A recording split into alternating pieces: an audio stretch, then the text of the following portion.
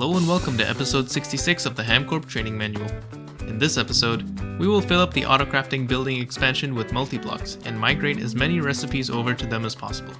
We will also expand the special ore processing building to make space for lanthanide processing. Between episodes, I built more of the multiblocks that you've already seen before. These include the macerator, the dissection apparatus, and the chemical bath, which is an ore washing plant basically. Now before we continue, there is one thing I want to say. I've now updated to version 2.7.2, and that has fixed a bug with the Lapatronic supercapacitor. So if you remember before, I said when I updated to 2.7 that the supercapacitors turned themselves off at 100% capacity. Turns out that's a bug, and that's been fixed. So now it doesn't turn itself off anymore. Anyway, now that that's out of the way, the other multis, these are new.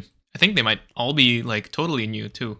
Like new to this version, not just new to me. So let's start with the fluid extractor. This is what it looks like. There are a few different components here. So there's the glass tier, there's the coil tier, and then there's the superconductor coil tier, which is up here. The tooltip explains the effect of each one of these. And of course, we just want the highest tier for everything. The normal coils give a speed bonus and EU discount.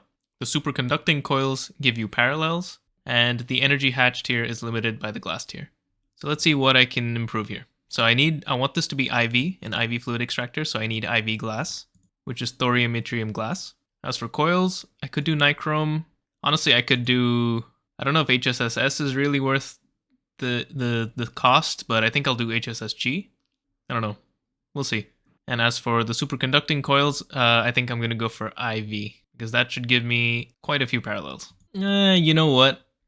May as well make the HSSS coils. Why not?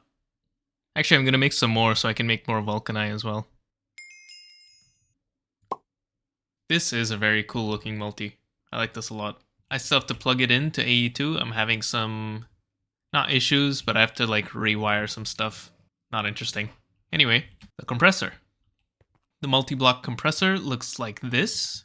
Pretty cool. It's called the large electric compressor.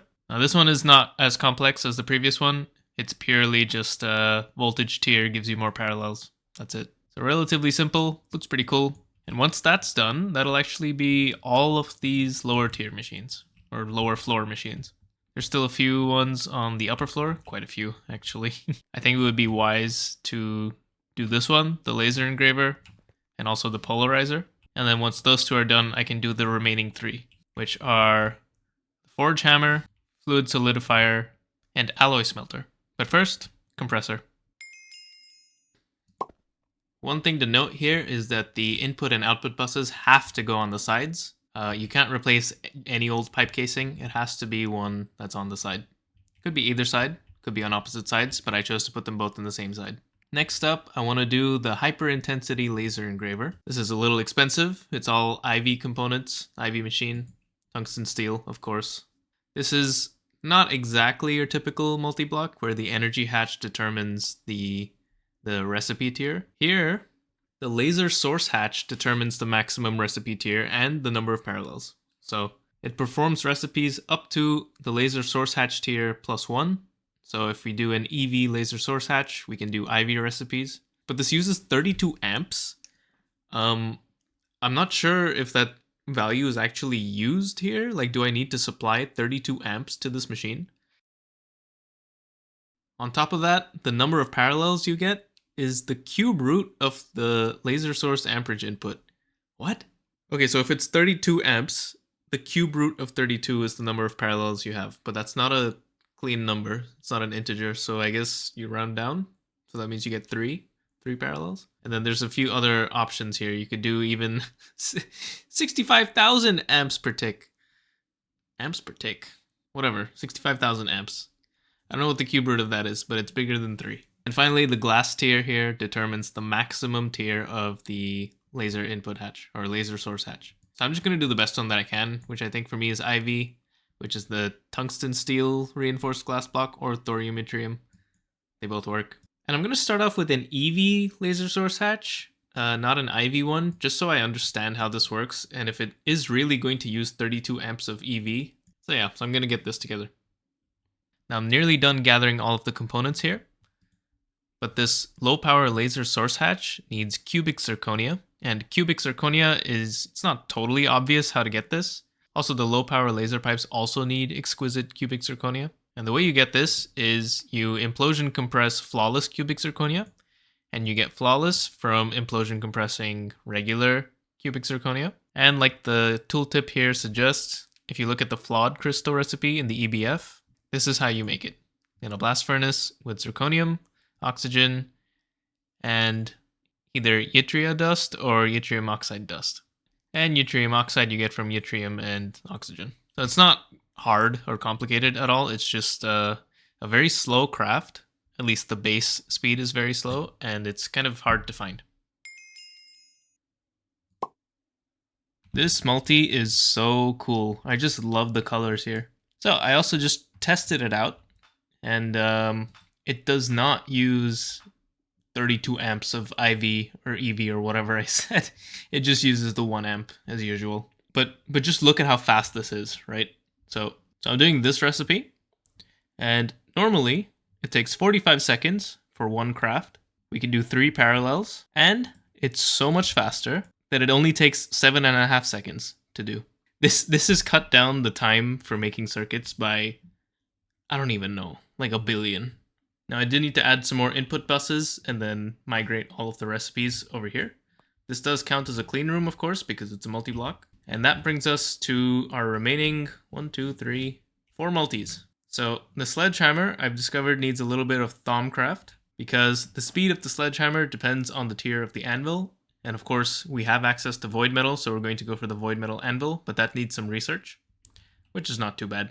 The fluid shaper, I've done some investigation here as well. And the fluid shaper is this big long thing that can get really, really wide, like so. And it needs a ton of glass, 110 glass blocks. And I originally thought, oh my god, that's a lot of tungsten steel, because I have so far been using tungsten steel reinforced borosilicate glass, which I've now discovered is a very bad idea. and I really should have switched to thorium yttrium a while ago.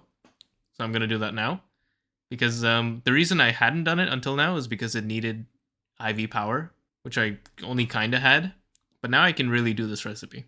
And the thorionite and yttrium oxide are actually pretty easy to get. Besides that, the rest of this seems pretty straightforward to get. After that, we have the Zingen. This is the alloy smelter. I think this is also fairly straightforward. Basically looks like a blast smelter, but it's for alloys. And it's different than the alloy blast smelter. It's a completely different thing. And finally, the polarizer. Now, the polarizer is probably the most complicated thing here. Not because of the blocks themselves. I think the blocks are fairly straightforward. It's just titanium and tungsten steel. But what makes this complicated is that you need to put in an electromagnet. Those are these items over here. The Tangum electromagnet is the best one. We don't have that, of course. Samarium, also, we don't have that. Neodymium is a bit in the future. Needs a bit more infrastructure. Steel appears to be doable to me, except the LUV wires. So that's gonna have to wait. So all we can do is the super basic iron electromagnet. And that's fine, I can do that. But I of course want to use the better electromagnets, and each one of these needs an assembly line process. But the kinda good news is I do have to make each one in order to make the next one. So it's not a waste of time that I'm making the iron electromagnet in this case. So I have a bunch more crafting to do. Oh, I've just been crafting. A lot of crafting. I've discovered a bug. So there's a recipe here for zirconium ingots. This is just wrong. Zirconium dust with program circuit 1 in an EBF gets you hot zirconium ingots, not straight up zirconium ingots. So this recipe is just literally just wrong. Just so you know.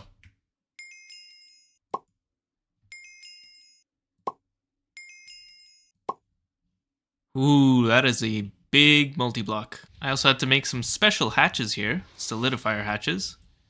These allow me to place a solidifier mold in here, and this is how we can do multiple different solidifying recipes with the same multi-block. So these are quite expensive actually, the solidifier hatches. Needs 4 LUV circuits each, plus an IV sensor, plus a fluid regulator. That's not a pump. So yeah, pretty pricey. I just need to put some molds in here and connect this up. And there's, of course, space for more. I only made 5 because that's how many fluid solidifier recipes I have right now. And this multi is a little different in how the speed up works. It's not a constant rate, so the speed up increases as the machine is running to a maximum of 200%, and the speed up decays if the machine is not processing anything. So for this machine, it would be good to do really big batch sizes of solidification, which is good. We want to batch craft things anyway. All right, that is all the multi-blocks. Well, not all, but all the ones that I thought would be the most useful right now. There's a few more, like the big barrel brewery and all of that, but I'll make those when I need them. But yeah, this took a long time, a really long time actually, but I'm glad it's done.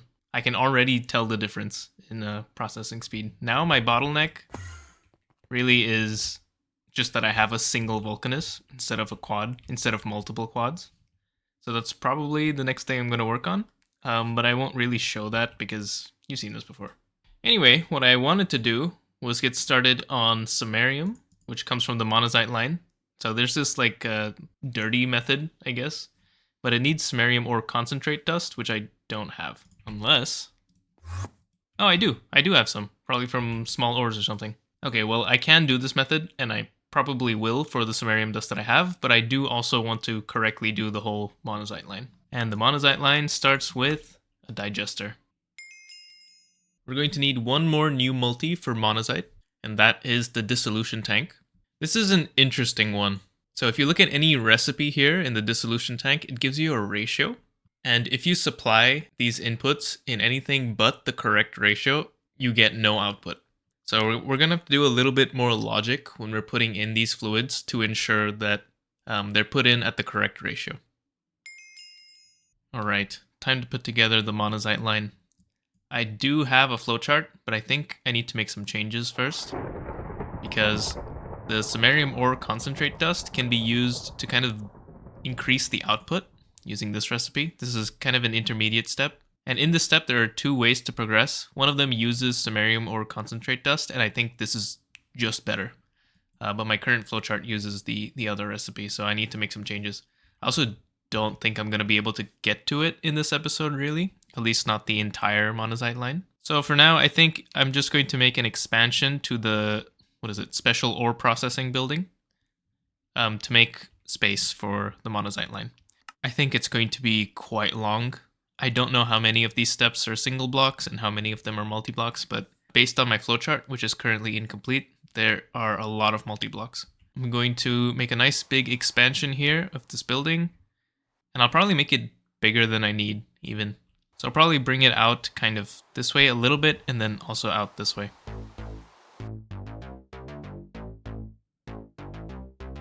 I like how this building looks, especially from the outside, but honestly I don't think this is enough space. So I might have to expand down or maybe further this way. I did kind of make this side of the building pretty not decorated, so it would be easy to expand that way. But yeah, we're going to do the Monazite line in its entirety.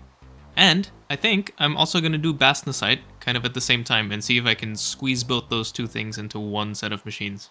And bastnasite seems to be another way to get lanthanides, so it would be good to have both those things in the same space.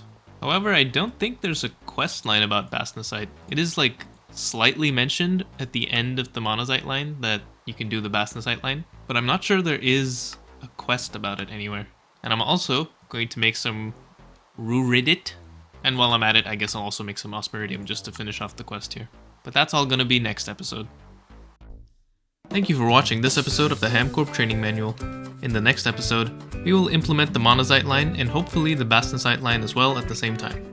After that, we will be able to use samarium to create LUV components. HamCorp is happy to welcome employees back from their 6-hour winter vacation. HamCorp also expects employees to make up the lost time and profit as soon as possible. See you next time.